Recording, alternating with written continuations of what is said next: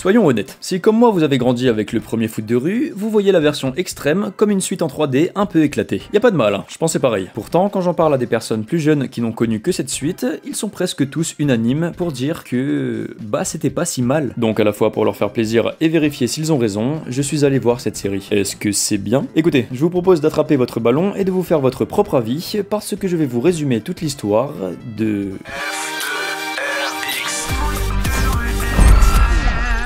Le premier personnage qu'on rencontre, c'est elle, Inès. Elle joue au foot avec une espèce de gros balèze qui, en plus d'avoir un style discutable, il ne respire pas vraiment l'intelligence.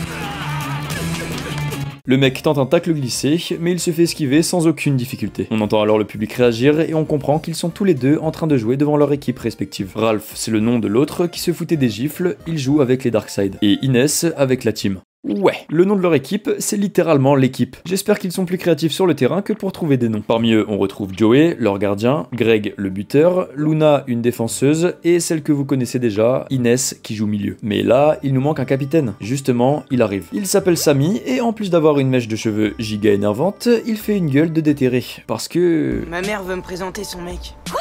Ses parents sont séparés, mais il gardait espoir qu'il se remarie un jour. Mais là, bah c'est mort. Après, si vous voulez mon avis, Samy il est quand même un peu relou, parce qu'on apprend que son daron, ça fait un bon moment qu'il s'est trouvé une nouvelle meuf, et jusqu'ici, ça le dérangeait pas trop notre blondinet. Non, ce qui lui pose vraiment problème, je pense que c'est que le nouveau mec de sa mère a un fils, et ça le rend jaloux. Bref, pendant qu'on parlait, Greg a eu le temps de jouer contre Ralph, et bah il l'a foudroyé. C'est alors que débarque un mec avec un sifflet. Il s'appelle Paul, et si tout le monde se réunit autour de lui, c'est parce qu'il est l'arbitre et le dirigeant d'une compétition qui a attiré toutes les équipes que vous voyez. Le championnat de foot de rue extrême. Pour vous résumer rapidement ce que c'est, globalement, ça ressemble beaucoup au foot de rue normal. Tous les samedis, il y a un match de 30 minutes dans un lieu de la ville et les gagnants marquent des points pour le classement final. Le grand vainqueur sera sélectionné pour la Coupe du Monde de foot de rue extrême. La seule vraie différence, c'est qu'environ 2 jours avant, un des joueurs est tiré au sort pour établir un défi. En gros, c'est une règle qu'il invente et que tout le monde doit respecter le temps de l'affrontement. On va avoir le temps d'en reparler, mais je vous le dis maintenant, c'est vraiment la pire idée possible. À chaque fois, les défis, c'est soit des trucs débiles, genre celui qui gagne remporte 2 points de plus, ce qui du coup pénalise même les équipes qui n'ont pas joué,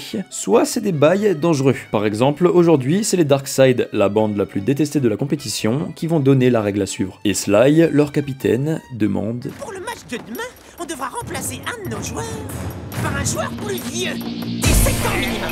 Pourquoi est-ce qu'il demande ça? Ralph, l'espèce de bulldozer là, il a plus de 17 ans, et il ne peut donc pas techniquement participer à la compétition. Sauf qu'avec ce défi, bah il a le droit de jouer. Et évidemment, le plan c'est qu'il casse la gueule aux adversaires. Pour ne rien arranger, les joueurs de la team ne savent pas vraiment qui faire jouer avec eux. La plupart des gens ont peur des Darkseid et de Ralph. Du coup, ils vont voir Paul à son taf. Il est chargé de surveiller qu'il n'y ait pas de problème en ville grâce à des caméras. Mais avant ça, il était joueur pro. Sauf que, problème, il est l'arbitre officiel du foot de rue, donc il n'a pas vraiment le droit de participer. Et Sly ne se gêne pas pour leur rappeler. La corruption, ça peut peut-être marcher sur des arbitres de Liga, mais pas sur Paul. La team repart, va devoir faire sans lui, et il retourne s'entraîner tout en réfléchissant à une solution. Et je dois avouer que quand ils jouent un petit flow.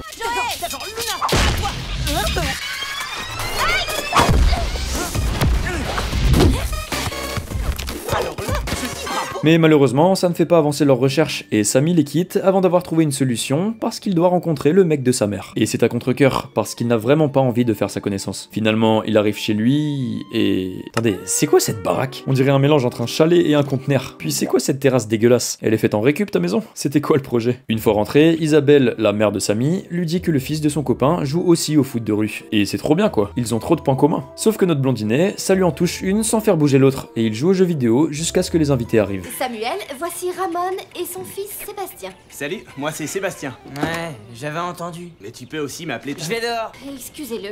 Seb le rejoint dehors et... S'il te plaît, explique-moi pourquoi t'as une manche de pantalon retroussée et pas l'autre. C'est pas stylé ça, t'as juste l'air bizarre mec. Quoi qu'il en soit, comme je vous l'ai dit, il joue aussi au foot de rue. Du coup, il y a une petite compétition qui s'installe entre les deux. Vas-y, envoie le ballon. Viens plutôt le chercher. Samy est fort, mais clairement, Seb aussi. On a l'impression qu'ils sont presque au même niveau. Sauf qu'il faut un vainqueur. Et c'est Samy, l'autre avec sa mèche insupportable, qui gagne. Il se permet même de tacler, cette fois verbalement, son adversaire. Tiens, tu ferais mieux de t'entraîner. T'es pas vraiment au point si tu veux mon avis.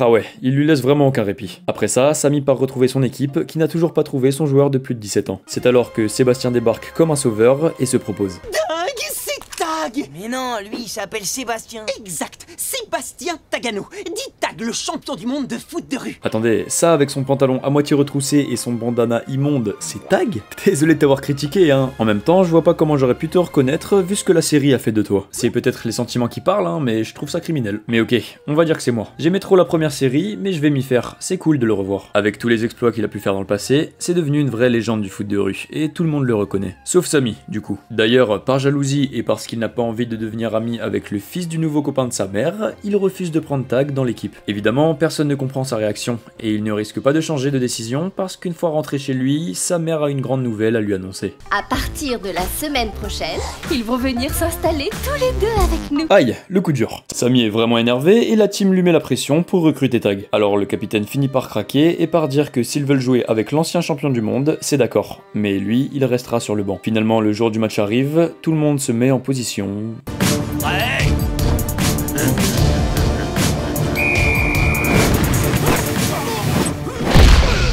Dès l'engagement, on sent que ça ne va pas être un match facile. Pour ne rien arranger, sans son capitaine, la team est un peu déséquilibrée. Et les Darkseid en profitent pour ouvrir le score. 1-0. Tag dit qu'il faut changer de tactique. Il fait sortir Greg et rentrer Samy sans lui demander son avis. Le capitaine rentre, mais il a toujours autant le seum et n'a pas l'air de vouloir y mettre un peu de bonne volonté. Paul siffle la mi-temps, le score n'a pas bougé. La team profite de la pause pour engueuler Samy parce que là, il fait perdre son équipe à lui tout seul. Tag prend alors le lead et galvanise ses troupes en leur disant que tout est possible. Il y a que 1-0. Il se conduit comme un vrai coach et remotive tout le monde. Le match reprend et très vite, Ralph des Darkseid pète un plomb.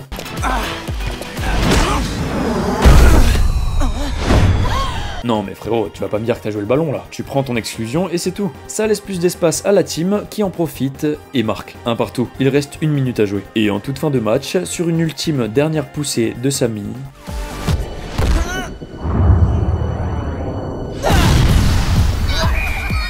2-1, ils ont gagné. Samy finit même par mettre sa rancœur de côté et reconnaît que cette victoire, ils la doivent en grande partie à Tag. C'était pas gagné au départ, mais on dirait que ça va un peu mieux entre les deux. Suffisamment pour que la team ait une idée. Mais je pensais, ça te dirait pas de devenir notre entraîneur? C'est donc comme ça que commence le parcours de notre équipe et de leur nouvel entraîneur, Tag. Pour être honnête, la plupart des épisodes suivants se ressemblent, et on apprend à détester de plus en plus les joueurs des Darkseid. Par exemple, il y a Sly qui se dit que enfermer Samy dans une cave, c'était quelque chose de normal. Ou alors il y a Fat qui, en plus de mal porter son nom et d'avoir un flow dégueulasse avec ses fringues bien serrées là, c'est un être humain ignoble. Il n'hésite pas à faucher Greg dans le tram sans aucune raison. C'est tellement une enflure qu'un de ses coéquipiers n'hésite pas à faire en sorte qu'ils perdent dans un défi où ils sont l'un contre l'autre. Ouais, parce qu'en gros, Fat a lancé un défi dans lequel chaque équipe pouvait garder qu'un joueur et devait en sélectionner d'autres parmi les participants du tournoi. Oui, c'est vraiment une règle débile, mais écoutez, la team gagne, c'est l'essentiel. D'ailleurs, comme vous l'avez normalement compris, il n'y a pas nos héros et les Darkseid dans le tournoi. Il y a les Ninjas, les Magix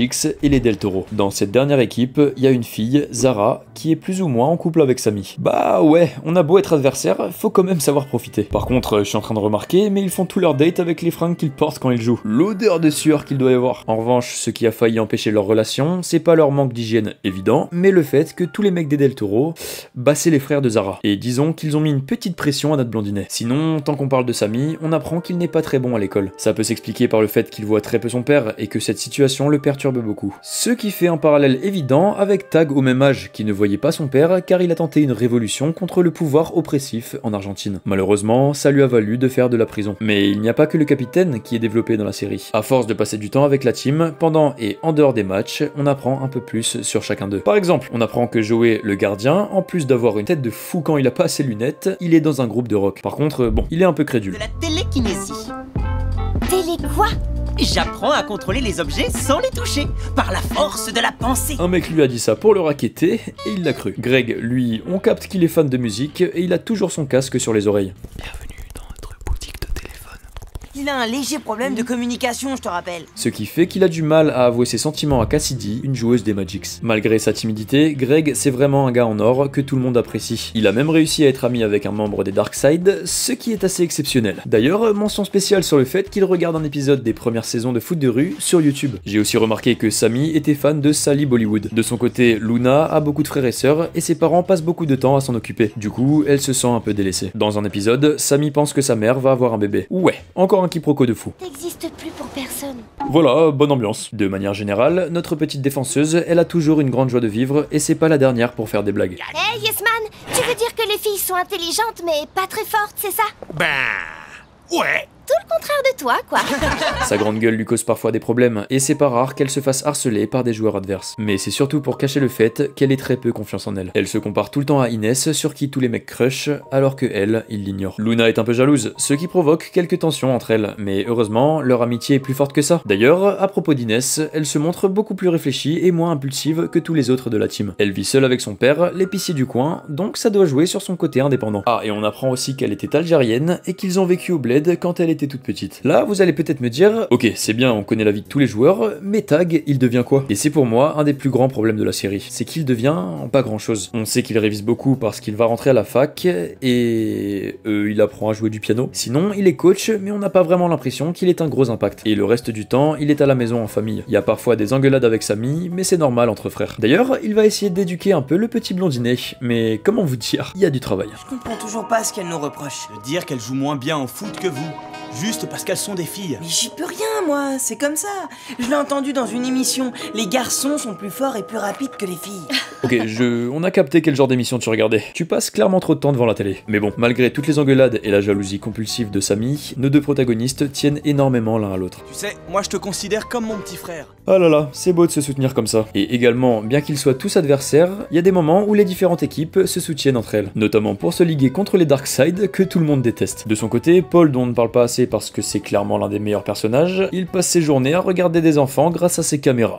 Chelou. Je commençais à me poser des questions, mais en fait tout va bien, parce qu'on finit par le voir en train de draguer la tante de Greg. Mais bref, vous êtes sûrement là pour le foot, et c'est vrai que j'en parle pas beaucoup. La raison, c'est que toutes les équipes se rencontrent de très nombreuses fois, et tous les matchs se ressemblent et perdent un peu de leur intérêt. Il y en a quand même un qui est assez cool. Un jour, une nouvelle équipe débarque pour foutre le bordel, les fantômes. C'est qui ceux-là? Eh bien, vous voyez, pour le championnat du foot de rue extrême, il y a eu une sélection des équipes, et ces petits mecs masqués, bah ils ont été recalés. Du coup, pour prouver leur valeur et voler le terrain aux autres, ils lancent un défi dans lequel toutes les équipes vont devoir sélectionner un de leurs membres pour en constituer une nouvelle. Mais nous, on n'a rien décidé. Et en plus, à cause de vous, la compétition est suspendue et on n'a plus le droit de jouer ici. Le problème maintenant, c'est qui va se mesurer à eux. Après une longue discussion, ce sont tous les capitaines qui vont s'y coller. Exception pour les Del Toro, où Zara est choisie parce qu'en vrai, Osef de leur chef. Le match se passe, et évidemment, nos héros finissent par gagner, sans grande surprise. Ce n'est pas rien s'ils ont été choisis pour les sélections de la Coupe du Monde de foot de rue extrême. Ouais, parce qu'on a tendance à l'oublier comme toutes les équipes s'affrontent 30 fois et que ça perd un peu d'intérêt, mais il y a bien une finalité, le mondial. Et d'ailleurs, on y est déjà. C'est le jour de la finale du championnat qui déterminera qui participera à la Coupe du Monde. Et les deux meilleures équipes du classement sont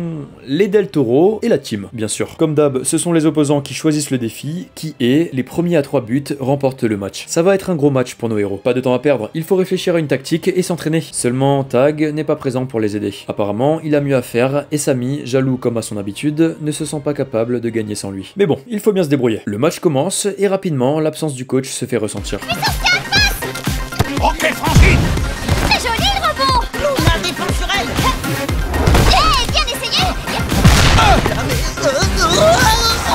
À la mi-temps, les Del Toro mènent déjà 2-0. Ça commence à être sérieusement compliqué pour nos héros. La team est pas mal déconcentrée à cause de l'absence de Tag. Qu'est-ce qui pourrait les remotiver? Et la solution, c'est d'être tous unis. Ah ouais, lance-toi dans les vidéos de motivation frérot. Sauf que ces paroles marchent vraiment. Et quand le match reprend, la team arrive miraculeusement à revenir au score. Paul siffle à la fin du temps réglementaire, mais il n'y a que 2 partout. Et le défi, c'était de marquer 3 buts. Donc, place maintenant aux prolongations. Et même si des crampes commencent à apparaître et que nos jeunes joueurs commencent à être physiquement à bout, il ne faut rien lâcher et y aller à fond. Grâce à cette détermination, à la reprise...